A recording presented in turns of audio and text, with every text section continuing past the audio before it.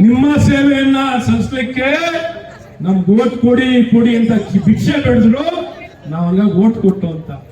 ಈಗ ಸೇವೆ ಮಾಡ್ತೀನಿ ಅಂತ ಬಂದವರು ಶೇವಿಂಗ್ ಮಾಡಕ್ ಬಂದ್ಬಿಟ್ಟಿದ್ದಾರೆ.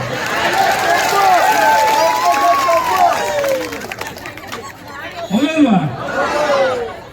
ನಿಮ್ಮನ್ನು ಶೇವಿಂಗ್ ಮಾಡ್ಕೊಳ್ಳೋ ಅಂದ್ರೆ ನಮ್ಗೆ ಶೇವಿಂಗ್ ಮಾಡಕ್ ಬಂದ್ಬಿಟ್ಟಿದ್ದಾರೆ. ಹಾಗಾಗಿ ಈಗ ಹೇಳಕ್ ಇಷ್ಟಪಡೋದು ನಾನು, ಒಂದು ಇವತ್ತೇನು ಬಹಳ ಸ್ಪಷ್ಟತೆಯನ್ನು ಪಡ್ಕೋಬೇಕು. ನೀವು ನಿಮ್ಮಲ್ಲಿ ಬಹಳ ಸ್ಪಷ್ಟಪಡಿಸ್ಕೋಬೇಕು. ಇವತ್ತು ಭೂ ಸ್ವಾಧೀನವನ್ನ ಮಾಡ್ಲಿಕ್ಕೆ ಅವಕಾಶ ಕೊಡಲ್ಲ. ನಾವೆಲ್ಲ ಒಗ್ಗಟ್ಟಾಗಿರ್ತೀವಿ, ನಾವೆಲ್ಲ ಒಂದು ಅನ್ನೋಂಥದ್ದು ನಿಮ್ಮಲ್ಲಿ ಬರಬೇಕು. ಕೂತಿರ್ತೀರ ಕಣ, ನಾಳೆನೂ ನಾಡ್ದು ಸ್ವಲ್ಪ ದಿನ ಆದ್ಮೇಲೆ ಸೀಟ್ ಎದ್ಬಿಡ್ತದೆ.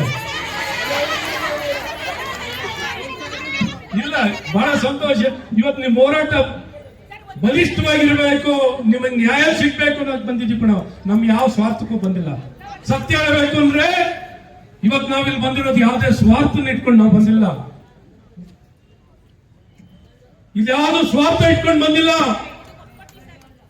ಜನಪ್ರತಿನಿಧಿಗಳಾಗಿರುವ ನಾವು ಜನರ ಪರವಾಗಿ ನಿಲ್ಬೇಕು, ಜನರ ಪರವಾಗಿ ನಿಲ್ಬೇಕು ಅನ್ನುವಂತ ಸ್ಪಷ್ಟ ಉದ್ದೇಶ. ನಮ್ಮ ಶ್ರೀನಿವಾಸಣ್ಣವರು ಮೊನ್ನೆ ನಾನು ಮದ್ದೂರ್ಗೆ ಹೋಗ್ತಿದ್ದೆ.